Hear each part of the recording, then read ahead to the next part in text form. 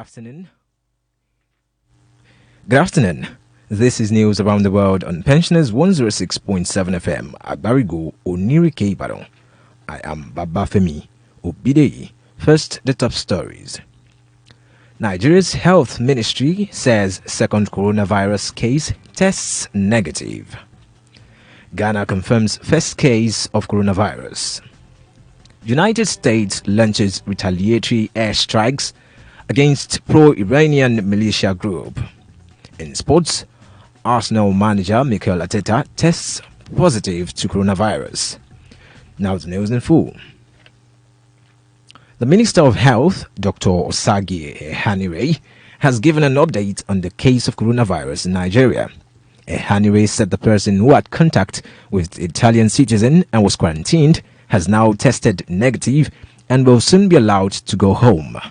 During the briefing, the minister also revealed that the index case, the Italian citizen in Nigeria, is improving and will be closely monitored till early next week when he is expected to be discharged too. Meanwhile, Ehanire said a group of 4 teachers from the United States, along with their 2 students, are also currently quarantined in Lagos State, while he reiterated federal government's stance on the non-imposition of travel ban, stressing that the federal government has not placed a travel ban on any country yet. A federal high court in Abuja has ordered the immediate release of the dethroned Emir of Kano, Sanusi Lamido Sanusi, from confinement. Justice Anwuli Chikere made the order in an ex parte ruling after listening to Sanusi's lawyer, Lateef Fagbemi SAN, who argued a motion ex parte to that effect.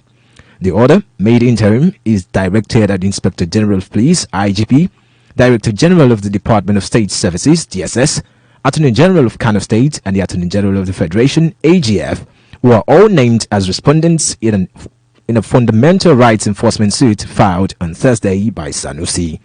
The judge also granted the applicant leave to serve a copy of the release order and the processes in relation to the substantive suit on the respondent through substituted means.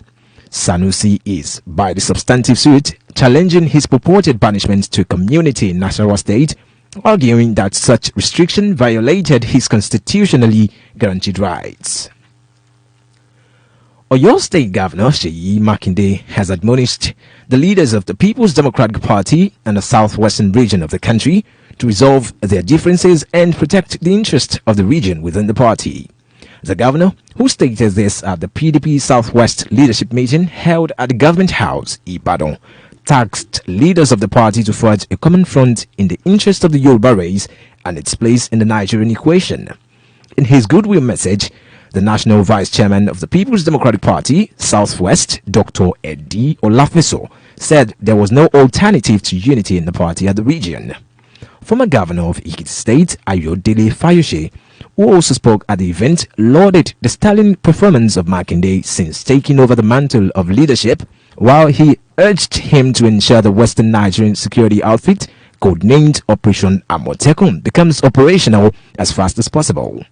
Present at the event were some PDP chieftains, including Deputy National Chairman Elder Akinwomi Yemi, former Deputy National Chairman Chief Bode George, former Minister of Defense Erilu Olushola Obada, Saka Balogun, and former National Youth Leader Aruli Dennis Alunge.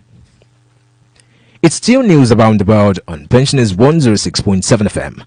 Let's now talk some labor and pension stories.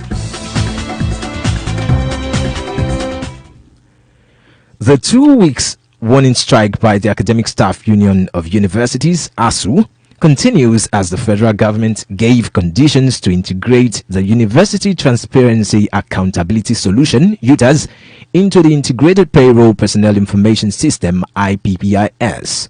Following a 4-hour technical session between the federal government team, led by the Minister of Labour and Employment, Senator Chris Ngige, and the leadership of ASU, the minister revealed that the government has given conditions for the UTAS to be integrated into IPPIS. According to report, the minister and the ASU president, Professor Biodun Ogunyemi, refused to let out what the conditions were after various consultations. Ogunyemi, who accused the federal government of using the IPPIS as a tool to distract the union from pursuing the delayed implementation of agreements reached in the Memorandum of Action (MOA) signed in January 2019, said the National Executive Committee (NEC) of ASU would meet to review the conditions set for the integration of UTAs into IPPIS. Millions of Britons could see a fifth of their pension disappear and have thousands in savings wiped out under new changes over how inflation is measured, with experts warning Chancellor Rishi Sunak could get away with it. The government has, following a request from the United Kingdom Statistics Authority to update the measure of inflation that is widely used throughout the UK, launched a 6-week consultation that closes on April 22.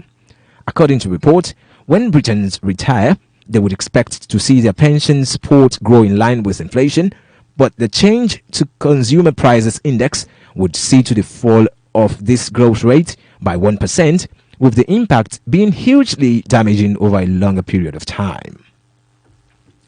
It is still news around the world on Pensioners 106.7 FM. Now to other stories. Ghana has announced 2 confirmed cases of the COVID-19 in the country. According to Ghana's Health Minister, Kwaku Ayemang Manu, who disclosed this at a press briefing, the 2 individuals came into the country from Norway and Turkey. Manu said the cases were confirmed on Thursday at the Noguchi Memorial Institute for Medical Research. He therefore encouraged every Ghanaian to take care of their health and that of their families by adhering to the precautionary measures. United States US has launched retaliatory airstrikes against a pro-Iranian militia group in Iraq after a rocket attack killed 2 of its soldiers. The U.S. Defense Department said the strikes targeted 5 weapons storage facilities across the country. 2 Americans and a British soldier were reportedly killed in the recent rocket attack on the Camp Taji military base. Central Command Chief General Kenneth Mackenzie told the Senate committee that an Iranian-backed militia group, Kataib Hezbollah, was likely to have fired the rockets, as it is the only group known to have previously conducted an indirect fire attack of this scale against the United States and coalition forces in Iraq. Canadian Prime Minister's wife, Sophie Trudeau, has tested positive for the novel coronavirus and will remain in isolation. The Prime Minister's office PMO said Sophie was well, taking all the recommended precautions, and her symptoms remain mild, while stating that the Prime Minister, Justin Trudeau, was also fine with no symptoms.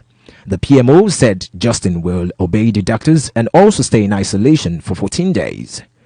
Canada has reportedly recorded a single death, an elderly nursing home resident in British Columbia, among more than 140 confirmed cases and presumptive cases of COVID-19, which mostly produces mild or moderate symptoms such as fever and cough.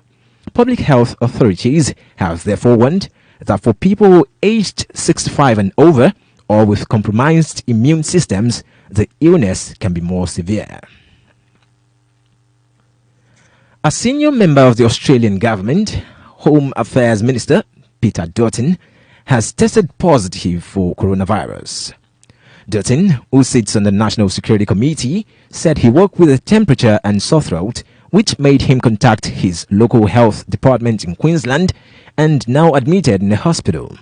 According to a report, there are currently 156 confirmed cases in Australia, including US actor Tom Hanks, who is in Queensland. According to the World Health Organization (WHO), more than 125,000 people have been diagnosed with COVID-19 in 118 countries around the world.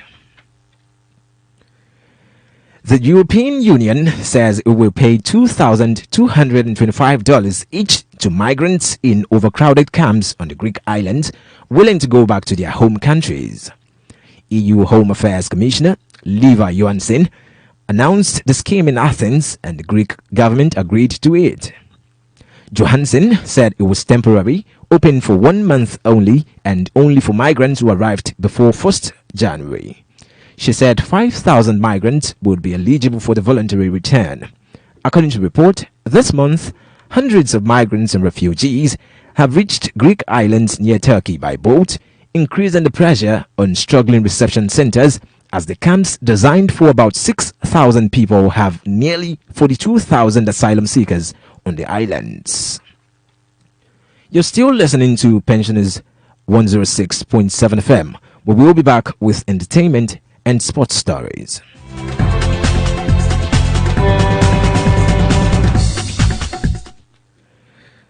The Walt Disney Company has announced the closure of the Disney Resort and California Adventure, its theme parks in Anaheim, California, because of the COVID-19 outbreak. According to a statement by the spokesperson for Disneyland Resort, the decision was in the best interest of guests and employees after carefully reviewing the guidelines of the Governor of California's executive order. It also said Disneyland Park and Disney California Adventure, two adjoining but separately ticketed theme parks, will close on March 14 through the end of the month, while Disney's hotels in Anaheim will remain open until Monday. The closure of Disneyland follows the company shutting some of its parks overseas because of the virus, which makes it the fourth time the company will close in its 65-year history, as the last time it closed was after the 9/11 attacks. Similarly, United States U.S. actor Tom Hanks and his wife Rita Wilson are now in isolation in a Gold Coast hospital in Australia after they tested positive to coronavirus. Tom, who is also battling diabetes, is in Australia working on director Buzz Luhrmann's untitled Elvis Presley film. He broke the news of the coronavirus infection on Instagram, sharing a photo of a rubber glove inside a hazardous waste disposal bin. Queensland Premier Anastasia Palaszczuk wished the couple a speedy recovery. Tom's new movie, in which he plays the King of Rock's manager, Colonel Tom Parker, was reportedly scheduled to open on October 1, 2021. Arsenal manager Mikel Arteta has tested positive for the coronavirus. The club, which broke the news on their website, said their Saturday match with Brighton and Hove Albion will be postponed, while they noted that a number of Arsenal personnel, including the full first team squad, would self-isolate.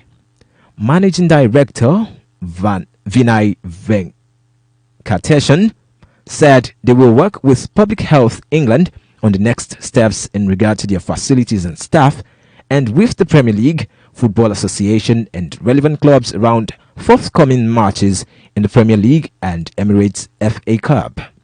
Recall that Arsenal's match against Manchester City was recently cancelled after the club announced that several players and staff had come in contact with Olympiacos owner Evangelos Marinakis, who had also tested positive for the coronavirus following a Europa League match at the Emirates at the end of February.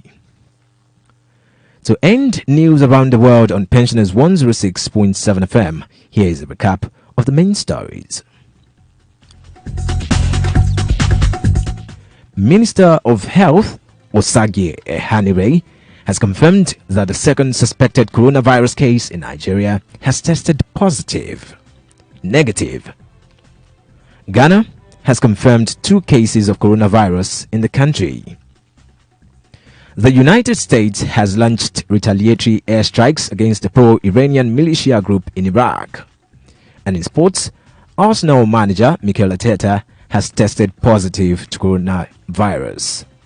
For any information, contact us on these mobile numbers: 0812 008 6270 or 0812 188 9462, or visit us at Oyo State Pensioners House, Agbarigo, Onirike, Ibadan. The news editor is Omobolaji Akintola. On behalf of the production crew, I am BABAFEMI OBIDEYI. Good afternoon.